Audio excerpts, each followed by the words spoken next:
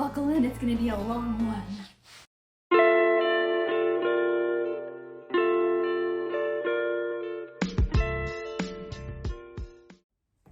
Welcome back, everybody. Today we're gonna be doing Am I the Butthole on Reddit today. Am I the butthole for blowing up at a friend who's obsessed with my rich parents? Throwaway because some of my friends follow me and I don't want to cause drama in this group. I am a first-year engineering student. That doesn't take place in the US, so tuition for a 4-year degree is about $35K. My 18F friend, 18F, who we'll call Jane, will not stop complaining about and telling everyone we meet that it must be so nice to have parents that pay for everything so I can afford to live in such a nice apartment. Thing is, they don't pay for everything. My parents aren't even notably well off. My mom is a school teacher who works part-time and my dad is an engineer, and it feels so bad he somehow makes less than her right now. Oh my, making less than a teacher? That's an accomplishment. When I was born, my parents set up an educational savings account for me and added it to it very consistently. The agreement between me and my parents has always been that I will move out after high school. They will cover tuition and I will be in charge of everything else. That's kind of what happened to me too. I kind of moved out about that time too. I understand that I am very lucky that my parents cover tuition, but I still cover rent, utilities, Wi-Fi, food, and literally everything else I buy, all of which is considerably more expensive than annual tuition where I live. I was able to do this because I've worked since I was 15. That's impressive. I didn't get a job until I was 17, I think. My first job at a coffee stand. Anyways, back to the story. I was 15, had great summer jobs and applied to no less than 40 scholarships in my senior year of high school. That's pretty impressive. That's awesome. I've explained this to Jane. She literally doesn't absorb any of it. When we go out for snacks, she'll try to get me to pay for her because my parents pay for everything and I have a lot of money. She'll constantly make comments about how easy my life is, be because I get an allowance from my parents. In quotations, I don't. In front of other people very loudly. When we go to study, she'll say, we should go to OP's. The original poster, I believe that's what it means. Her parents bought her this fancy apartment. When we go to study, she'll say, we should go to the OP's. Her parents bought her this fancy apartment. They didn't. She tells me how nice it is that I don't have to budget. I do. I am on a tight ass budget that has very little wiggle room in order to be able to afford a place near campus. Oh my, I've tried talking it out with her and nothing changes. That is considerably rude, my God. This all came to a head the other day when she told our friend group that I could drive us to the mall because my parents had bought me a car. My parents did not buy me a car. I didn't even own a car. I have no goddamn clue why she would say this. She's just making shit up now. I blew up at her and called her a jealous piece of shit who is so far up her own goddamn butthole she hasn't seen reality in years, and said that if she can't conceptualize the fact that I pay for my own shit through my own hard work, maybe that says more about her than it does about me. She left pretty quickly and it was super awkward after that. She was being a total dick, but some of my friends are saying I took it too far and should have been calmer and kinder. No, if you were kinder, I mean, you already tried explaining things to her and she didn't listen. And she wasn't getting it. And if anything, that just sounds toxic because you have no idea what she's saying behind your back. It's just, why do we always have to be the bigger person? It's just like, I'm not gonna allow this treatment because it's just gonna, she's just testing your boundaries, and if she knows she can get away with it, she will. Let's see. OP has offered some following explanations. I yelled at and insulted my friend, calling her a jealous piece of pooey after she lied about the fact that my parents bought me a car. I might be the asshole because I was unnecessarily harsh and mean. When maybe I should have dealt with a situation more calmly and kindly. This caused her to run. I mean, it's always the best to handle situations as calmly as you possibly can, but sometimes when you're pushed to your limit and you've mentioned it several times and they're still not listening, you just have no other choice. It's just tough. Some of the comments, not the asshole, she deserved it, dump her, she's not worth the headache. Especially like you don't, as far as we know, we only have one life in this world. We don't know what happens when we pass on. So why would you go through life miserable and just around people that just make you uncomfortable and just it's just not worth it. It's not worth it. Absolutely not. He wants in here so bad. No, you're right. She's no friend. She sounds delusional. Avoid her. Not the asshole. She fully deserved worse. Even if you were personally the richest person of all time, this is unacceptable butthole behavior on her part. You didn't come close to taking it too far. These aren't your friends standing with her. They're her puppets. Ooh, cut them all out. Yeah, I mean, when I consider you a friend, I will do literally everything in my power to make you comfortable, happy, and I'll feed you. Like, if I need to, like, house you, I will. But when they become greedy and they, like, demand, that's when it's like, come on, man, like, no. Okay, so am I the butthole for telling my mother-in-law that my dogs are not hers anymore? That sounds interesting. So my 26 female mother-in-law moved in with her boyfriend 2 months ago who doesn't like dogs. And so she decided to give up her 3 dogs for adoption. Oh, that's so, like, I wouldn't, so, sorry, pause. I would never, if you meet a person and you've already had animals, I would never then give up my said animals for that person. Because it's like, they were here first. Not to mention, like, that's not, I don't like that. Yeah, that's just, even if they had allergies or anything, it's like, that should be explained on the first date. Like, hey, I have a cat, I have a dog, hey, I have horses. If that doesn't work, then this can't go any further. I am sorry. But, you know, I mean, later in the relationship, you're like, oh, I don't want a dog. Well, I do want a dog, you know, and then you can compromise all you want. But at the beginning, it's like, I'm a package deal, take it or leave it. If that made any sense. Okay, let's see. Instead of putting them in a shelter and risk them being there for a long time and getting separated, my boyfriend, 28 male, and I decided we would adopt them as we have the space, time, and money to accommodate them. All of the identification for the dogs, insurance, microchip, and vets has been changed into my name. They are very badly behaved dogs, as my mother-in-law never put the effort into training them. That's unfortunate. Or walking them. It has taken a lot of effort on our part to begin the journey to improving their behavior. We have noticed a huge change already. We can mostly go, sorry, I was checking to see if I was still recording. We can mostly go whole days without any barking. No accidents in the house and no destruction. We have so far exclusively taken the dogs to private dog paddocks to work on their recall and lead walking without reactivity issues. We are then planning to progress to public footpaths and walks. That's cool. That's unfortunate they had such that kind of life before.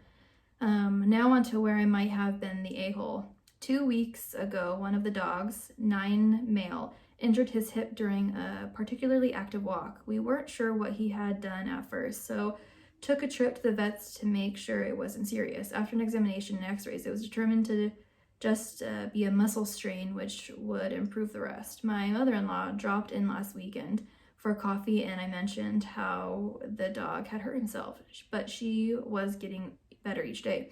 So it was kind of tough to read. And then proceeded to say, I expected he'll be okay now because I think he just needed to see his mummy. Oh no! It's like, no, I had to take him to the vet. Which apparently you never really did. This made me incredibly angry, and so I told her that she lost the right to refer to herself as mummy when she abandoned them and gave up all the responsibility. Yeah, especially for a man, like a partner, like what the heck.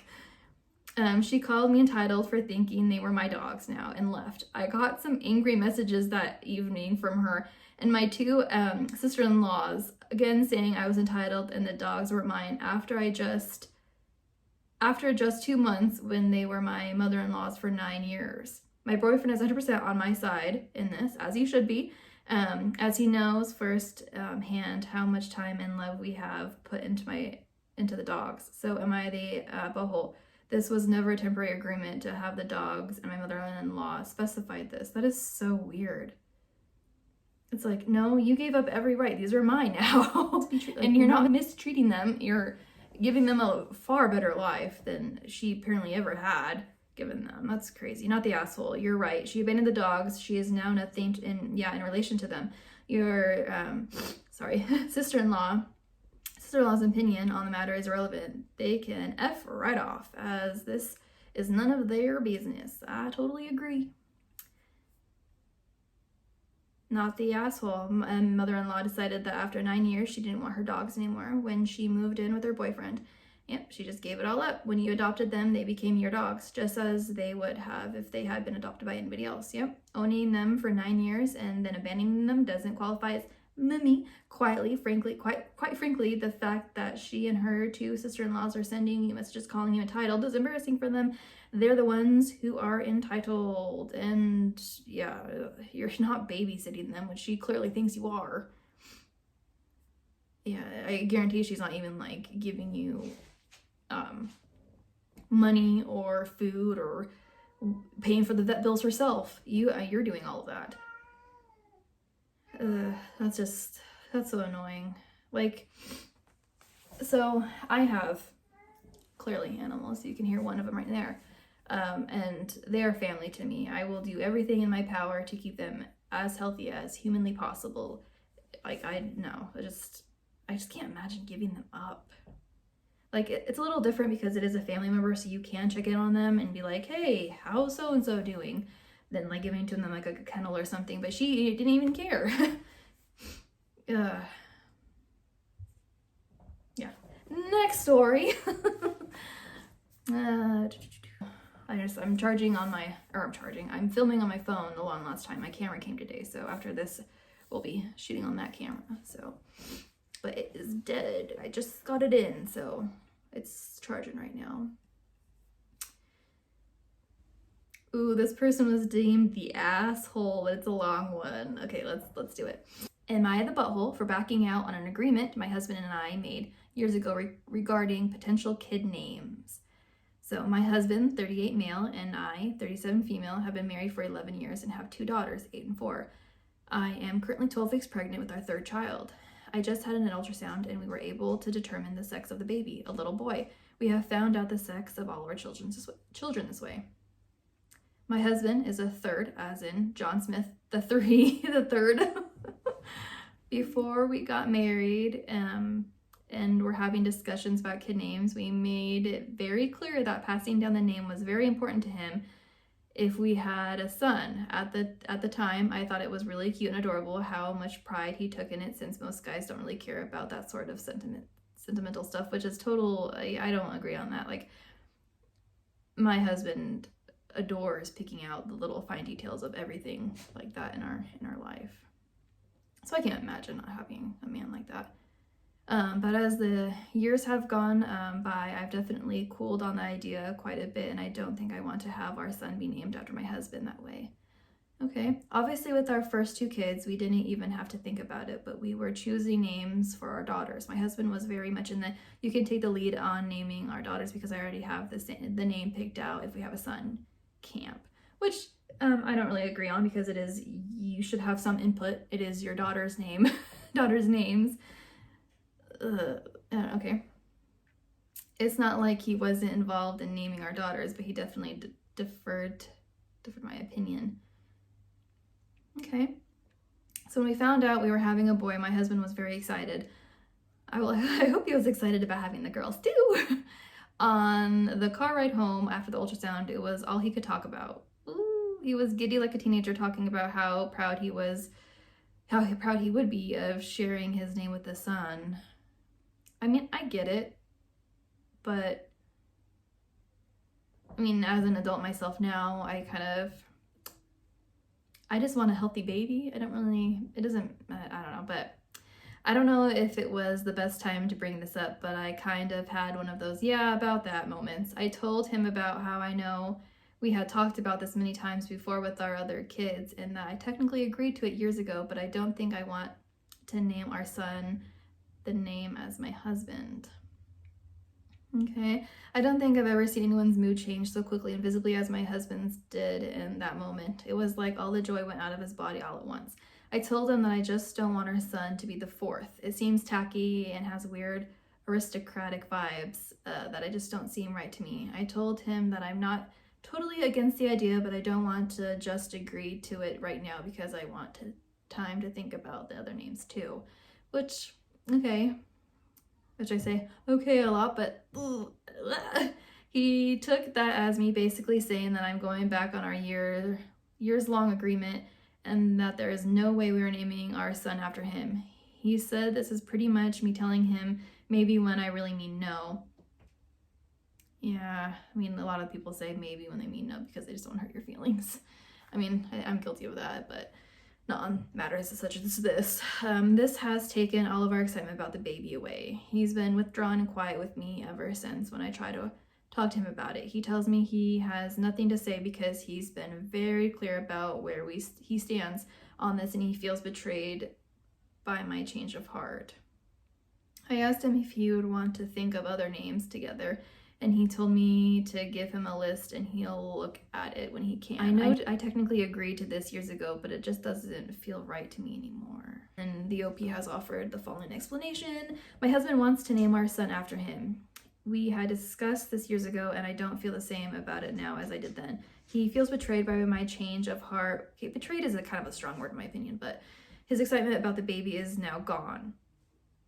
What?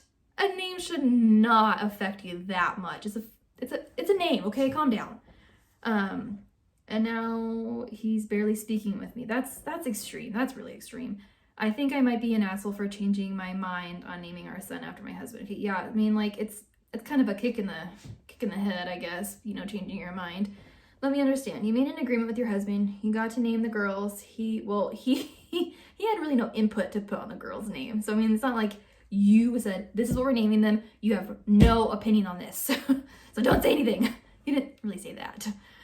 He would name a boy. You benefited from the agreement twice. Now when it's his turn to benefit, you have some moral objection to naming a kid for, well, you know, his name, you know, the fourth. You don't like the weird aristocratic vibes. I don't necessarily disagree with you about that, by the way, but surely 4 years ago when you had your second child, you felt those same vibes. But you nonetheless took the lead in naming your daughter without at the time saying, I feel weird about the fourth thing, so why don't you take the lead on this, honey? I mean, bringing it up isn't probably the worst idea, but she may not have felt that way back then. You know, you don't really know your feelings sometimes on things unless they're like presented to you like face to face. You're like, oh, whoa, okay, maybe I don't feel this way anymore. And people change. People grow. You just, I don't know. I should have, I don't know. I mean, because people just might think you went along with naming a kid the fourth 8 years ago because it gave you the lead in naming your first child who you knew to be a daughter. And again, 4 years ago in naming your second child who you knew to be a daughter and have only now developed weird vibes when your husband gets to take the lead in naming. That's not it at all. From my understanding at least, but this, I don't know.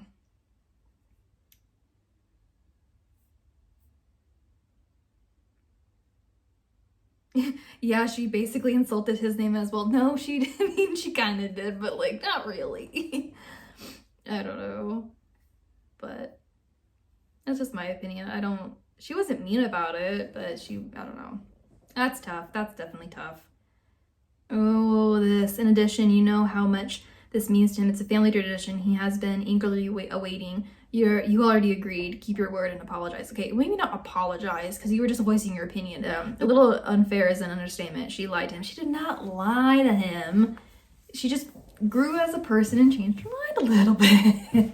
But yeah, that sucks. That absolutely sucks. But I would say lying is kind of a strong word to use. Just kind of, I mean, I don't really know what else to say, but okay, one last comment.